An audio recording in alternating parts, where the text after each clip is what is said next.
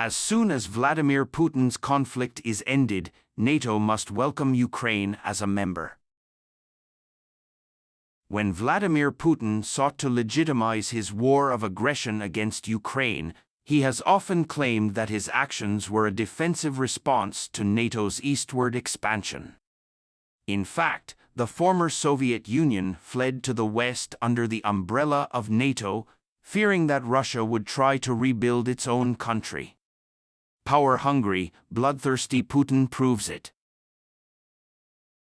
Finland is now a NATO member and Sweden is about to join, while Vladimir Zelensky fears that Ukraine will also join. Kyiv agreed that it would have to wait for the end of the war to participate, but also wanted Zelensky's program, called Time. Visibly upset, he said it was bad that he hadn't. NATO Secretary-General Jens Stoltenberg announced the establishment of a new NATO-Ukraine Council at a meeting in Lithuania yesterday, saying Ukraine's accession process now has a clear path for entry. NATO is doing its best. U.S. President Joe Biden and others warn that if Ukraine joins now, NATO will find itself at war with Russia. Also, setting an entry date may encourage Putin to prolong the war rather than make peace. However, the president of Russia lost the right to have an opinion. West tried to lose him before his full strike last year, but eventually convinced him that he was tired. It's time for NATO to get stronger as the Allies win. Whatever Putin says, for the security of Ukraine and the world, Ukraine must become a member after the war. NATO's new expansion, capabilities and territory are the consequences of Putin's actions, so all Russians who consider their leader an expert should reconsider this measure. NATO is doing the right thing by opposing Putin and Ukraine and is sending a clear message to other countries, particularly Putin's close friend, China's Xi Jinping, that the liberal world will unite and fight for freedom if necessary. The only remaining hours to NATO's highest annual meeting, a stress test for cooperation, are being watched with consultation from Russian President Vladimir Putin. With the participation of Joe Biden, Emmanuel Macron, Rishi Sunak, Olaf Scholz, and world leaders, the leaders of 31 participating countries discuss what they can, should do, or publicly disclose about Ukraine. So what's going on with all this? It's been 500 days this week since Russia roamed all of Ukraine, stealing land, killing civilians, and kidnapping children. To the dismay of Vladimir Putin, Europe and its close allies the United States rushed to Ukraine with help, some faster than others. Berlin, CU, spending $1,650 billion. £129 billion in humanitarian aid, economic and military. According to the Kiel World Trade Institute, in May of this year. A soft and sometimes uncomfortable measure for many European countries, the European Union, and especially the NATO military alliance, which includes Russia's enemy, the United States. Mystery. A clear message to Moscow that the West will not stand by and allow the Kremlin to seize sovereign territory in Ukraine or elsewhere in Europe. How to avoid a conflict with nuclear power and Russia risking everything. How is it sent? War? I don't think there is currently an agreement in NATO on whether to include Ukraine in the NATO family during the war, said U.S. President Joe Biden. We were all at war. If so, we are at war with Russia. Zelensky visits Snake Island on the 500th day of the war. What is NATO? 500 days after the Russian invasion, NATO's assessment has not been easy. Ukraine's position is clear. There is an equal seat in the world, with all the security that comes with it, and it needs it right now. Or, as the country acknowledges that NATO cannot accept new members while the country is at war, it at least wants to send a clear signal that Ukraine will join cooperation. It's not an open door for us, it's news. The insightful President Vladimir Zelensky said, "That's enough, but Ukraine will join," he said. Without Zelensky, the image of Western Ukrainian unity, designed to send a clear message to Moscow at the summit, would have come to an end. The real problem is that NATO told Ukraine it would join the coalition as early as 2008, long before the Russian offensive. Expectations are high that NATO will now have to send other important things to Kyiv. But what? Senior diplomats from some of the major NATO countries met with me on an anonymous basis so that they could freely express their views. They say that NATO members are united on Ukraine and belong to their family. However, they still cannot agree on the details. Meeting was held in Vilnius, the capital of Lithuania.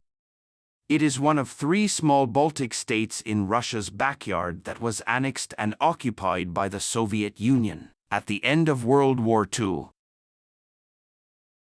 Lithuanians, Latvians, and Estonians show Ukrainian pain.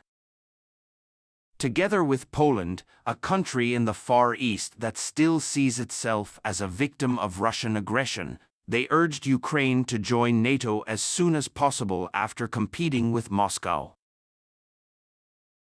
However, NATO decisions must be ratified by members.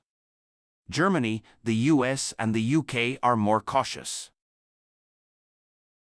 First, due to legal requirements, most organizations require participating countries to meet these conditions before becoming members. Although Ukraine is part of NATO, we have the same concerns as in 2008, the spokesperson told me. We need to see reform, fight corruption, and proper administration in the military, he said. But he added that he believes the Ukrainian authorities have learned a lesson from the corruption of the Russian people, which has swallowed billions of dollars and weakened the Russian people who are not ready to fight. Some NATO countries are concerned that the Iron Deal with Russia, which will accept Kyiv as a member soon after the decision, may encourage Moscow to further delay its attack on Ukraine. Episode: We Believe and We Wait, Ukrainians on the Frontline episode. War on the Map, Ukraine Keeps Advancing Slowly episode. So what will Ukraine do more than this wholeheartedly? First, the idea of patience, as Camille Grandet, a former NATO member and now defense expert at the European Council on Foreign Relations, puts it. The West is clearly committed to long-term cooperation. Russia should not believe that it can win the west of Ukraine. While talking to the representatives, I heard that they are easing their country about the decline of Ukraine's resistance against Russia. They seem like a school, like British Foreign Secretary James Cleverly, who said, "This is not a Hollywood movie." The official told me Moscow has been preparing for this attack for a very, very long time. Now we expect great progress from Ukraine in 3 to 4 weeks. That's not true.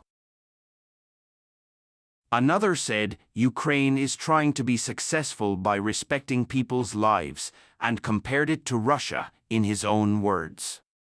Meat grinder character pushing his soldiers from the top to kill people while driving. Do we doubt the speed of Ukrainian weapons?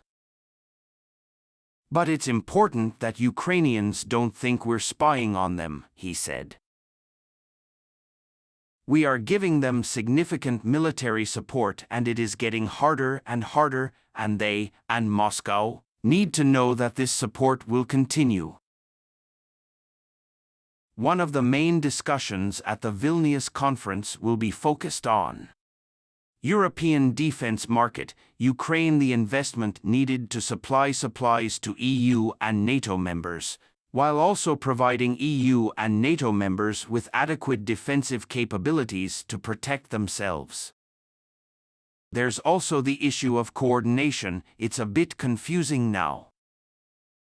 Each NATO country provides its own military assistance to Ukraine and builds Kyiv with different models of armored vehicles, tanks, etc. Second, in the absence of Ukraine's immediate accession to NATO, some countries, including but not limited to the UK, USA, France, and Germany, form interest partnerships to secure Kyiv. The very cautious country describes it as a security guarantee. Details will be announced during the meeting. Third, on the second day of the meeting, NATO will hold a new NATO-Ukraine Council meeting. It will be very unusual if President Zelensky decides not to attend. The idea behind the conference is to improve Kyiv's relations with NATO and provide greater access to NATO. Fourth, NATO will also abandon its work plan for Ukraine's accession, thereby freeing Kyiv from at least some of the long planning process that many of its rivals have gone through. Finally, no one in NATO questions the need to support Ukraine in the short, medium and long term.